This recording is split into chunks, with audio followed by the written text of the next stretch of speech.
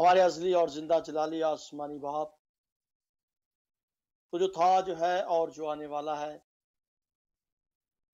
ہم دل کی گہرائیوں سے اے باپ شکر گزار ہیں اس مقدس اور پاک محفل کے لیے، جہاں پر آج خداوند تیرے مقدسین جمع ہوئے ہیں، اس ایمان، اس یقین، اس بھروسے کے ساتھ کہ تو ہمارے درمیان ہے، تیرا تخت لگ چکا ہے اور تیرے لوگ آ چکے ہیں، اور اب خداوند تو ہم سے ہم کلام ہونے کو ہے۔ اے باپ شکر گزار ہیں جتنی ہم تعریف ستائش تیرے نام کے لیے کی گئی، جتنے ہونٹوں کے نذرانے تیرے حضور پیش کیے گئے، خداوند تو نے اپنے حضور قبول فرما، اور خداوند تو اپنی برکات ان پر نازل فرما۔ دعا کرتے ہیں خداوند تیرے بندہ ریورنڈ امجد نعمت صاحب کے لیے، جو خداوند آج تیرے کلام کو ہم سب کے ساتھ شیئر کرنے کو ہیں۔ وہ تیرے خون سے خریدا ہوا تیرا بیٹا ہے، وہ اس سے پیار کرتا ہے، اور خداوند تیری خدمت کے لیے وہ انتھک محنت کرتا ہے۔ محنت کرتے کہ خداوند تو ان کے اس نیٹ کو، ان کی آواز کو، ان کے لبوں کو، ہونٹوں کو تیرے حضور پیش کرتے ہیں۔ خداوند ابلیس کی ساری چلاکی اور مکاری کو یہاں سے کوسوں دور کرتے ہیں، اور خداوند تیرے بندہ پر تیرے پاک روح القدس کا مسح چھا جائے۔ جتنی دیر خداوند وہ ہم سے ہم کلام ہو، تیری کلام کی باتوں کو ہم تک پہنچائے۔ تیرا پاک روح القدس ہم سب کی بڑی حفاظت اور نگہبانی کرے، تاکہ اے باپ ہم اس کلام کے وسیلہ سے آج بڑی برکت حاصل کریں۔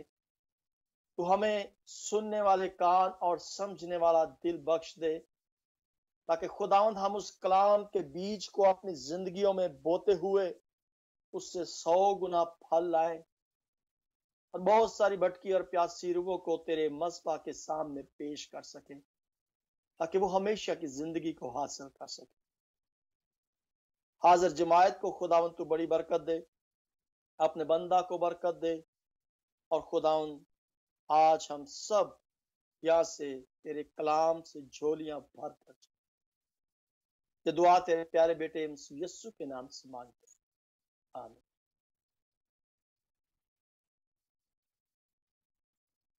آمین آمین۔ خدا اللہ کو برکت دے۔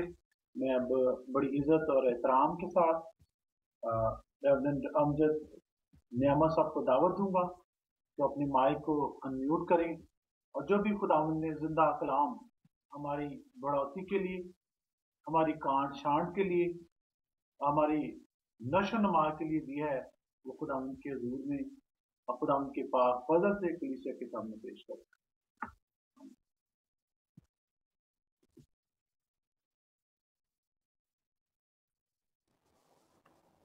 آمین۔ سب سے پہلے میں خدا کا ادنا خادم ہوتے ہوئے آپ سب کی خدمت میں سلام عرض کرتا ہوں، اور میں شکر گزار ہوں اپنے خداوند یسوع المسیح کا، جس نے مجھ جیسے کمزور بے وجود شخص کے گناہ بخشے اور اپنے ساتھ خدمت کے لیے شریک کیا، اور اپنے جلال کے لیے جگہ بجگہ استعمال کرتا ہے۔ میں اس کے لیے اپنے خداوند کا شکر ادا کرتا ہوں، اور اس وقت کرائسٹ ویژن یورپ کی ساری ٹیم کے لیے، اور بالخصوص اپنے بھائی پاسٹر جان اشرف صاحب کے لیے، بھائی شاہد کے لیے، جنہوں نے آج مجھے یہ ذمہ داری دی، حکم دیا کہ میں کلام کا جو توڑا خدا نے مجھے دیا ہے وہ آپ کے ساتھ بانٹ سکوں، شیئر کر سکوں۔ اور یقیناً آج ہم خدا کے کلام سے جب سنیں گے، مل کر سیکھیں گے، تو خدا اپنے نام کو جلال دے گا۔ اس سے پہلے کہ ہم خدا کے کلام کو کھولیں، میں آپ کے ساتھ بانٹوں، میں چاہوں گا کہ ہم اپنا فوکس اور اپنا دھیان ایمان کے بانی کا عمل کرنے والے یسوع کی صلیب کی طرف لگائیں، اپنے دنیاوی خیالات کو ترک کر کے اس کی طرف دیکھیں یکسوئی کے ساتھ، اور پھر یقیناً خداوند آج ہم سب کو برکت دے گا۔ لہٰذا میں آپ سے درخواست کرتا ہوں کہ میرے ساتھ خدا کے کلام کو دیکھیں۔ عہد جدید میں سے مقدس متی کی معرفت لکھا گیا انجیلی بیان، اس کا 5واں باب 13ویں 14ویں 15ویں اور 16ویں ان آیات کی تلاوت آپ کی خدمت میں کرتا ہوں۔ غور سے خدا کا کلام سنیے گا۔ اس طرح لکھا ہے، تم زمین کے نمک ہو، لیکن اگر نمک کا مزہ جاتا رہے تو وہ کس چیز سے نمکین کیا جائے گا؟ پھر وہ کسی کام کا نہیں سوا اس کے کہ باہر پھینکا جائے اور آدمیوں کے پاؤں کے نیچے روندا جائے۔ تم دنیا کے نور ہو، جو شہر پہاڑ پر بسا ہے وہ چھپ نہیں سکتا، اور چراغ جلا کر پیمانے کے نیچے نہیں بلکہ چراغ دان پر رکھتے ہیں، تو اس سے گھر کے سب لوگوں کو روشنی پہنچتی ہے۔ اسی طرح تمہاری روشنی آدمیوں کے سامنے چمکے، تاکہ وہ تمہارے نیک کاموں کو دیکھ کر تمہارے باپ کی جو آسمان پر ہے تمجید کریں۔ پاک کلام کے پڑھے اور سنے جانے پر خداوند کی خاص برکت ہو۔ میرے عزیزو، یہ حوالہ جو میں نے آپ کی خدمت میں تلاوت کیا ہے، اس کا پس منظر مبارک بادیاں خدا کی بادشاہت کے شہریوں کے ذاتی کردار کو بیان کرتی ہیں، کہ وہ حلیم ہوں گے، وہ راست بازی کے بھوکے اور پیاسے ہیں، وہ رحم دل اور پاک دل ہیں، وہ صلح کرانے والے اور راست بازی اور مسیح کی خاطر دکھ اٹھانے والے لوگ ہوں گے۔ ایسے لوگ خدا کی نظر میں مبارک ہیں، اور ان کی برکات بھی ان آیات کے اگلے حصوں میں مندرج ہے۔ مگر سوال یہ پیدا ہوتا ہے کہ ان مبارک لوگوں کا اس دنیا کے ساتھ کیا رشتہ اور تعلق ہے، یا یہ مبارک لوگ اس دنیا کے لیے کس طرح باعث برکت ہیں، اس دنیا کے لیے ان کی حیثیت اور مقام کیا ہے، اور اس سے بڑھ کر یہ کہ اس دنیا پر ان لوگوں کا جن کا ذکر مبارک بادیوں میں کیا گیا ہے، جو خدا کی بادشاہت کے شہری ہیں، جو ایماندار اور مومنین اور کلیسیا کے لوگ ہیں، ان کا اس دنیا پر کیا اثر ہو سکتا ہے۔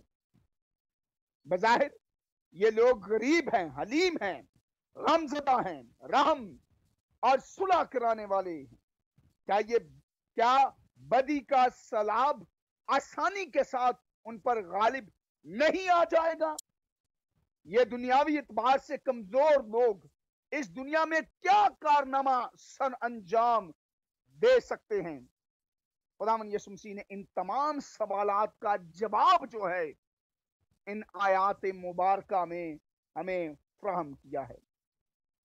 اور اس سب سے بڑھ کر بات کہ خداوند یسوع مسیح کا خود ان لوگوں کے بارے میں کیا سوچ اور خیال ہے۔ یسوع مسیح کی نظر میں یہ لوگ دنیا کے لیے ناگزیر ہیں،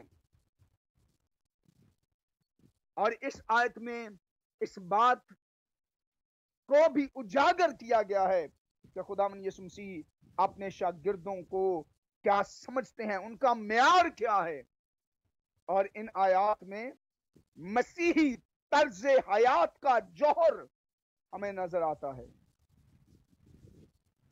یسوع مسیح نے اپنے شاگردوں کے لیے دنیا کے ناگزیر اور نہایت اہم کردار کو بیان کرنے کے لیے دو اہم استعارے جو ہے وہ استعمال کیے ہیں، نمک اور نور۔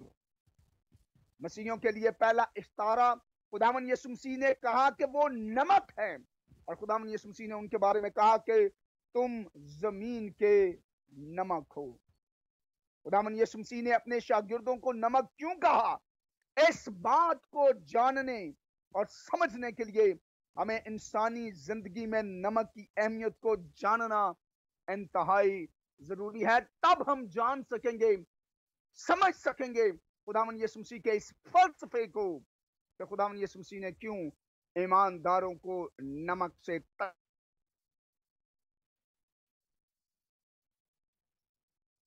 یاد رہے۔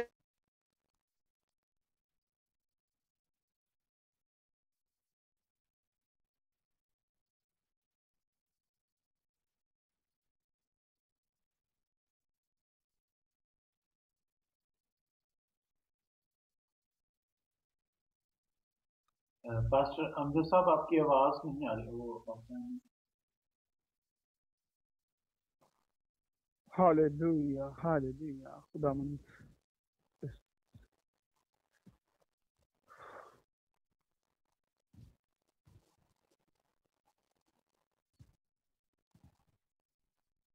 صاحب آپ کی آواز ہم تک نہیں پہنچ رہی، پلیز ہیلو ہیلو اب آپ کی آواز آ رہی تھی، اوکے جی وہ نیٹ کا پرابلم تھا، سوری۔ میں یہ کہہ رہا تھا کہ قدیم زمانے میں نمک کی بے حد قدر کی جاتی تھی۔ یونانی لوگ نمک کو الہی چیون سمجھتے تھے اور اسی سے لفظ تھیالوجی نکلا ہے، جس کا مطلب خدا کے بارے میں علم جاننا۔ رومی کہاوت ہے نمک اور سورج سے زیادہ کوئی چیز فائدے مند نہیں ہے۔ یسوع کے زمانے کے لوگوں کے ذہن میں نمک کی کئی خصوصیت کے باعث نمک نہایت اہمیت کا حامل تھا۔ نمبر 1 وہ خصوصیت کیا تھی؟ نمک پاکیزگی کی علامت سمجھا جاتا تھا۔ اس کا رنگ اس تعلق کو اور بھی واضح کر دیتا ہے۔ رومیوں کے نزدیک نمک سب چیزوں سے زیادہ پاک تصور کیا جاتا تھا، کیونکہ یہ سورج اور سمندر سے جو سب سے زیادہ صاف ستھرے آتا ہے۔ اور قدیم زمانے میں نمک دیوتاؤں کو قربانی کے طور پر پیش کیے جانے والی چیزوں میں سے قدیم ترین چیز ہے۔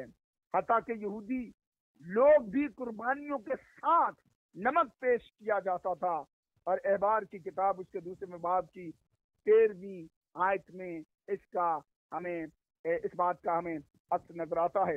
لہذا نمک کا کردار پاک کرنا تھا۔ لہذا خداوند یسوع مسیح نے جب اپنے لوگوں کو کہا کہ تم زمین کے نمک ہو، تب خداوند یسوع مسیح ایمانداروں سے پاکیزگی جو ہے وہ اس کی ڈیمانڈ کرتا ہے، تقاضا کرتا ہے کہ ہمارا کردار جو ہے اس دنیا کے اندر پاکیزہ ہونا چاہیے۔ اور اس کے لیے خداوند یسوع مسیح نے فرمایا کہ جب تک تمہاری راست بازی فقیوں اور فریسیوں سے زیادہ نہ ہو، تم خدا کی بادشاہت میں شامل نہیں ہو سکتے۔ سو ہمیں ظاہری پرہیزگاری اور پاکیزگی سے بڑھ کر باطن کے اندر پاکیزگی رکھنے اور قائم کرنے کی ضرورت ہے۔ دوسری بات، نمک کی یہ خصوصیت ہے کہ نمک چیزوں کو محفوظ رکھتا ہے، پرزرو کرتا ہے۔ اس سے پہلے کہ دنیا کے اندر جب ریفریجریٹر ایجاد ہوتے، قدیم زمانے میں چیزوں کو گلنے سڑنے اور خراب ہونے سے بچانے کے لیے ان پر نمک جو ہے وہ ملا جاتا تھا۔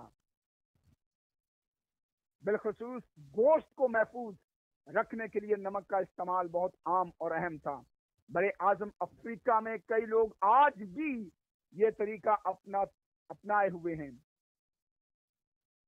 اور جنوبی افریقہ میں گوشت کی ایک مشہور ڈش جو کہ جنوبی افریقہ کا خشک گوشت کی ڈش کہلاتی ہے، اس کو تیار کرنے کے لیے جو ہے نمک خاص مقدار میں استعمال کیا جاتا۔ گویا نمک چیزوں کو گلنے، سڑنے اور خراب ہونے سے جو ہے وہ بچاتا ہے۔ تیسری خصوصیت جو نمک کی ہے میرے عزیزو، وہ چیزوں کو مزیدار بناتا ہے۔ نمک کا سب سے زیادہ اور عام استعمال کھانوں کو لذت بخشنے کے لیے مسالے کے طور پر اس کا استعمال تھا۔ मुकद्दस अय्यूब ने फरमाया कि अब फीकी चीज बेनमक खाई जा सकती है। अय्यूब की किताब उसके 6 बाब की 16वीं आयत में हम कह सकते हैं कि नमक इंसानी खुराक के लिए लाजमी जुज़ के तौर पर हमेशा से अहम रहा है। लिहाजा हम कह सकते हैं नमक पाक करने, महफूज करने और मजेदार बनाने के लिए अहम चीज धात मुरक्कब के तौर पर इस्तेमाल किया जाता है। इसके अलावा नमक का इस्ताराती इस्तेमाल जिसको हमें मद्देनजर रखना चाहिए, नमक को हिकमत के तौर पर भी बतौर इस्तारा इस्तेमाल किया जाता था। जब खुदावंद यीशु मसीह ने अपने शागिर्दों को कहा नमक कहा तो उनके पेशे नजर उनको कोई खास मायने थे। ताहम इस तारे को जामे अंदाज से समझने के लिए हमें खुदावंद यीशु मसीह ने अपने शागिर्दों को जब कहा कि तुम जमीन के नमक हो, हमें शागिर्दों की अहमियत जरूरत को वाज़े तौर पर पेश करता है। वो दुनिया को बुराई से पाक करने के लिए, उसे महफूज करने के लिए नहायत अहम व जरूरी अपने शागिर्दों के किरदार को उजागर करने के लिए खुदावंद यीशु मसीह ने कहा। एक स्कॉलर ने कहा नमक महफूज करने वाली खूबी को इस अंदाज में बयान करता है कि नमक गोश्त मुर्दा जिस्म और मुर्दा जिस्म का हिस्सा है, अगर इसको छोड़ा जाए तो खराब हो जाएगा जैसे लाश खराब हो जाती है, मगर नमक उसको महफूज और ताज़ा रखता है। इसलिए नमक नई जान की मानिद है जो मुर्दा बदन में नई जान डालता है। लिहाजा नमक जैसे गोश्त को खराब होने, गलने, सड़ने से बचाता है, वैसे ही मसीह खुदावंद के शागिर्दों का किरदार इस दुनिया के लिए है कि दुनिया के अंदर कुछ तो खून, नाइंसाफी, गुनाह की वजह से दुनिया के अंदर बिगाड़ पाया जाता है, और खुदावंद यीशु मसीह चाहते हैं कि मसीही ईमानदार बतौर नमक के तौर पर दुनिया को इस बुराई से रोकें, प्रिजर्व करें, महफूज करें, बचाएं और उनके अंदर अपने किरदार को उजागर करते हुए खुदा के नाम को जलाल देने का जरिया और वसीला बने। एक और मुसन्निफ ने कहा शागिर्दों को ऐसी दुनिया में जहां इखलाकी मेयार बहुत नीचे और गिरे हुए हैं और मुसलसल तब्दील हो रहे हैं या सिरे से नापेद हैं, इंसानी वबाई अमराज के खिलाफ इखलाकी जरासीम कुछ दुआ के तौर पर बनना चाहिए। लिहाजा मेरे अजीज बहन भाइयों, हमें याद रखना चाहिए कि नमक मुअस्सर होने का इन्हिसार इस बात पर है कि इसके अंदर नमकीनी मौजूद रहे। अगर मसीही जमीन का नमक है तो लाजिम है कि उसके अंदर दुनिया को महफूज रखने की सलाहियत मौजूद हो। इसीलिए खुदावंद यीशु मसीह ने एक और मौके पर फरमाया है कि अपने में नमक रखो। मुकद्दस लूका की अंजील उसके 14वें बाब की 34वीं आयत में, और दूसरे हिस्से में मसीहियों के लिए आगाही और फिक्रमंदी को पेश करता है। लेकिन अगर नमक का मजा जाता रहे तो वो किस चीज से नमकीन किया जाएगा, फिर वो किसी काम का नहीं, मासवाए कि वो बाहर फेंका जाए और आदमियों के पांव के नीचे रौंदा जाए। इससे